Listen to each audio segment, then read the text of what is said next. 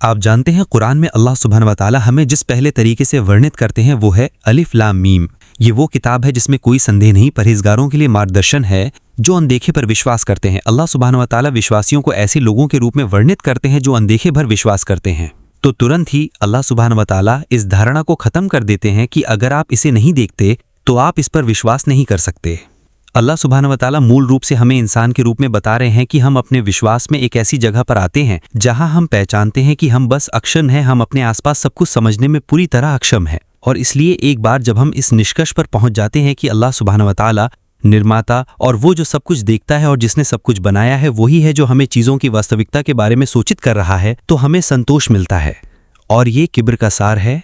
जैसा कि पैगंबर मोहम्मद सल्लल्लाहु अलैहि वसल्लम ने कहा है कि तुम में से कोई भी जन्नत में दाखिल नहीं होगा जिसके दिल में एक परमाणु जितना भी किब्र होगा। सहाबा इस बात से चिंतित थे। उन्होंने कहा, अल्लाह के रसूल सल्लल्लाहु अलैहि वसल्लम, क्या इसका मतलब यह है कि अगर किसी व्यक्ति को अच्छे कपड़े पहनना पसंद है या किसी व्यक्ति को अच्छे जूते पहनना पसंद है तो क्या इसका मतलब यह है कि उसमें किब्र है? और पैगंबर मोहम्मद सल्लल्लाहु अलैहि वसल्लम ने कहा, नहीं, किब्र लोगों को नीचा दिखाना और सच्चाई को दबाना है। संक्षेप में किब्र कहाँ से आता है? किब्र इस विचार से आता है कि हम खुद को बड़ा बनाते हैं। तो जब हम कहते हैं अल्लाहु अकबर तो हम कहते हैं अल्लाह बिल्कुल हर चीज़ से बड़ा है। और जब हमें किब्र होता है तो हम सोचते हैं कि हम अल्लाह से बड़े हैं। हम सोचते हैं कि हम सब कुछ समझने में सक्षम हैं और हम सब कुछ समझ सकते हैं। और जब हमें किब्र होता है तो हम सोचते हैं कि हम अल्लाह से बड़े हैं, हम सोचते हैं कि हम सृष्टि से बड़े हैं। और जब हम खुद को ज्यादा आंकते हैं तो स्वाभाविक रूप से हम अल्लाह सुब्हानहू व तआला को कम आंकते हैं। और यही क़यामत के दिन का अपराध है। अल्लाह सुब्हानहू व तआला कहते हैं, मा क़दरु अल्लाह हक़्क़ क़दरिही, उन्होंने अल्लाह को उचित अनुमान, उचित सम्मान नहीं दिया। अबू बकर अल सिद्दीक रदियल्लाहु अन्हु ने फारस के सम्राट किस्रा को अपना पत्र लिखा।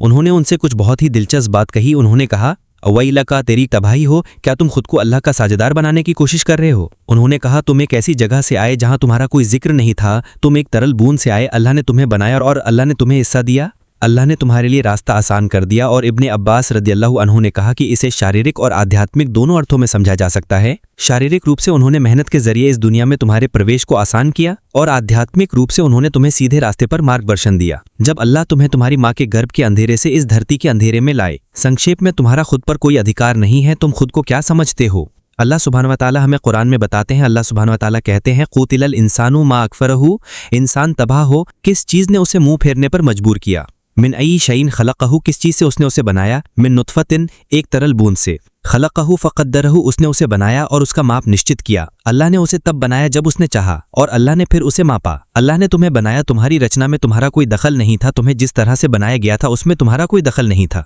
और अल्लाह सुब्हानहू व तआला कहते हैं, थुम्मा सव्वाहु व नफ़ख़ फ़ीही मिन रूहिही, फिर उसने उससे ठीक किया और उसमें अपनी रूह फूंकी। और मूल रूप से जब आप विचार करते हैं कि अल्लाह सुब्हानहू व तआला ने आपको कैसे बनाया है, अल्लाह सुब्हानहू व तआला ने आपको कैसे इकट्ठा किया है, अल्लाह सुब्हानहू व तआला ने आपको अपनी दृष्टि, आपकी श्रवण शक्ति, आपकी बुद्धि कैसे दी है, और फिर हम ये कहने में सक्षम हैं कि ठीक है, वैज्ञानिक वास्तव में तेजी से एक डिजाइनर यानी ईश्वर के पक्ष में तर्क दे रहे हैं। और ऑक्सफोर्ड के डॉक्टर जॉन लेनिक्स में कहा कि हम अपने ब्रह्मांड के बारे में जितना ज्यादा जानते हैं उतना ही यह परिकल्पना कि एक निर्माता है हमारे यहाँ होने की सबसे अच्छी व्याख्या के रूप में विश्वसनीयता प्राप्त करती है। और इसलिए ये कुछ ऐसा होना चाहिए, ये कुछ ऐसा होना चाहिए जो समय की हमारी धारणाओं से पूरी तरह मुक्त हो और कारण और प्रभाव की हमारी धारणाओं से पूरी तरह मुक्त हो। और इस सृष्टि को बनाया जाना चाहिए और इसी तरह इसे कुछ ऐसा होना चाहिए जो पूरी तरह स्वयं अस्तित्व में हो और जिसमें सृष्टि को सबसे पहले शुरू करने की इच्छा शक्ति हो, और वो अल्लाह सुब्हानहू व तआला है। तो वैज्ञानिक वास्तव में तेजी से एक डिजाइनर यानी ईश्वर के पक्ष में तर्क दे रहे हैं। और डॉक्टर जॉन लेनिक्स ने कहा कि हम अपने ब्रह्मांड के बारे में जितना ज्यादा जानते हैं उतना ही ये परिकल्पना कि एक निर्माता है हमारे यहाँ होने की सबसे अच्छी व्याख्या के रूप में